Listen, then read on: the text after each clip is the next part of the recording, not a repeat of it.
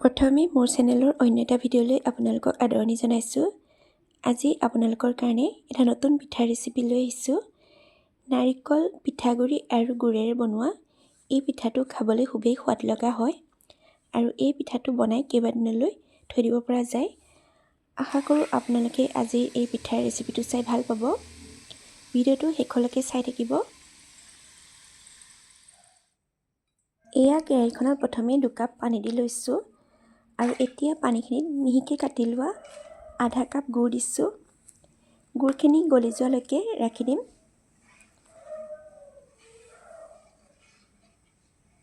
ইয়াতে 1 চামুচ গৰু ঘিউ দি দিছোঁ। গৰু ঘিউৰ সলনি ৰিফাইন তেলো দিব পাৰে। ভালদৰে এইখিনি এবাৰ মিহলাই লৈছোঁ।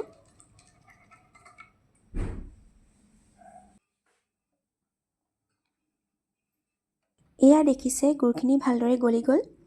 এইখিনি আৰু উতলাই থাকিব নালাগে। এতিয়া এই গুড়ৰ মিশ্ৰণখিনিত 1.5 কাপ কেঁচা পিঠাগুড়ি দি দিছোঁ। আপোনালোকে যিকোনো ভাত খোৱা চাউলৰ পিঠাগুড়ি দিব পাৰে। এতিয়া এই মিশ্ৰণখিনি ভালদৰে মিহলাই ল'ম। এইখিনি ভালদৰে শুকাই অহালৈ কম জুইত লৰাই আছোঁ। দেখিছে মিশ্ৰণখিনি ভালদৰে ডাঠ হৈ আহিছে আৰু কেৰাহীখনৰ পৰাও অলপ অলপ এৰাই গৈছে। এতিয়া এইখিনি গেছৰ পৰা নমাই ল'ম। পিঠাৰ এই মিশ্ৰণখিনি ডিছ এখনলৈ উলিয়াই ল'লোঁ আৰু এইখিনি ঠাণ্ডা হয় মানে পিঠাৰ পুৰখিনি ৰেডি কৰি ল'ম। এয়া কেৰাহী এখনত 1 কাপ নাৰিকলৰ গুড়ি দি ল'লোঁ আৰু সেই একেটা কাপেৰে আধা কাপ মিহিকৈ কাটি লোৱা গুড় দি লৈছোঁ।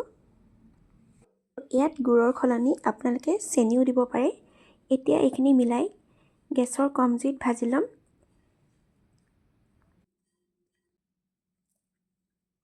আধা কাপ মাৱা দি দিছোঁ। মাৱাখিনি মই ঘৰতে বনাই লৈছিলোঁ।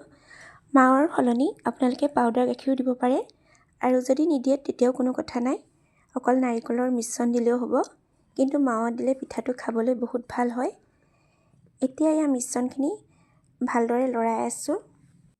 ফ্লেমটো কম কৰি এইখিনি ভাজি ল'ম।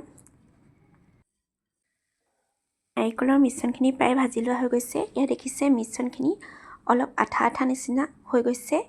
ইমানটো জোখত ভাজি ল'লে হৈ যাব। নাৰিকলখিনি বেছি দেৰি ভাজি থাকিব নালাগে, নহ'লে বেছি শুকান হৈ যাব। এতিয়া এইখিনি গেছৰ পৰা নমাই ইয়াত ডিছ এখনলৈ উলিয়াই ল'লোঁ। পিঠাগুড়িৰ মিশ্ৰণখিনিও ঠাণ্ডা হৈ গ'ল। এইখিনি এবাৰ এতিয়া ভালদৰে মঠি ল'ম।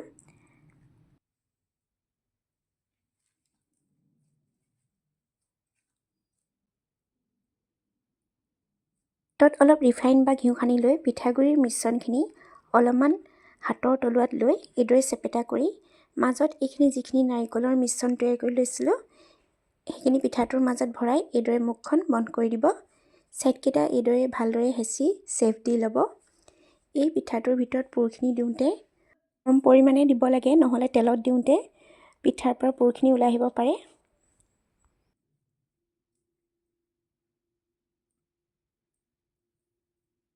এইখিনিতে এটা ৰিকুৱেষ্ট কৰিম, এতিয়ালৈকে যদি মোৰ এই চেনেলটো ছাবস্ক্ৰাইব কৰা নাই প্লিজ ছাবস্ক্ৰাইব কৰি দিব আৰু ৰেচিপিটো চাই যদি ভাল লাগে ফ্ৰেণ্ডছ আৰু পৰিয়ালৰ লগত শ্বেয়াৰ কৰি দিব। আৰু এয়া এখন প্লেটত অকণমান পগা তিল লৈছোঁ আৰু তিলখিনিত এতিয়া বনাই লোৱা পিঠাটো লেটিয়াই ল'ম। ভালদৰে তিলখিনি হাতেৰে হেঁচি দিব, নহ'লে তেলত দিয়াৰ লগে লগে তিলখিনি ওলাই যাব।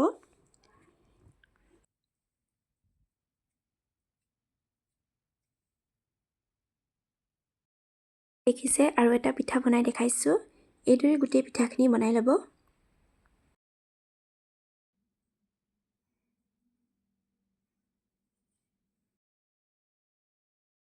পিঠাখিনি চাওক মই একেদৰে বনাই ল'লোঁ। এইখিনি এতিয়া তেলত ভাজি ল'ম। এইফালে কেৰাহীখনত অলপমান ৰিফাইন তেল গৰম কৰি লৈছোঁ। এতিয়া তেলখিনি অলপ গৰম হ'লত পিঠাখিনি দি যাম। তেলখিনি বেছি গৰম হ'বলৈ দিব নালাগে, নহ'লে পিঠাখিনি বেছিকৈ ভাজ খাই যাব। আৰু এতিয়া পিঠাখিনি লগালগ লৰাই নিদিব, নহ'লে পিঠাখিনি ভাঙি যাব পাৰে। তেলত এতিয়া পিঠাখিনি দি ল'লোঁ। এতিয়া এটা ছাইড অকণমান সময়ৰ কাৰণে মিডিয়াম ফ্লেমত ভাজি ল'ম আৰু এয়া প্ৰায় 1 মিনিটমানৰ পিছত পিঠাটো অলপ লৰাই দিছোঁ।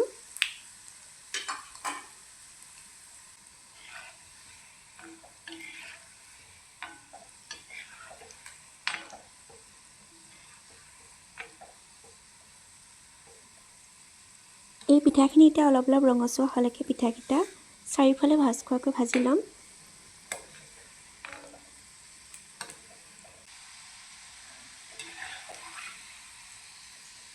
এয়া দেখিছে পিঠাকেইটা খুব ধুনীয়াকৈ ৰঙচুৱা হৈ গৈছে। এতিয়া পিঠাখিনি কেৰাহীৰ পৰা নমাই ল'ম আৰু এই পিঠাখিনি ভাজিবলৈ প্ৰায় ৩-৪ মিনিটমান সময় লাগে। এতিয়া বাকী থকা পিঠাখিনিও ভাজি ল'ম।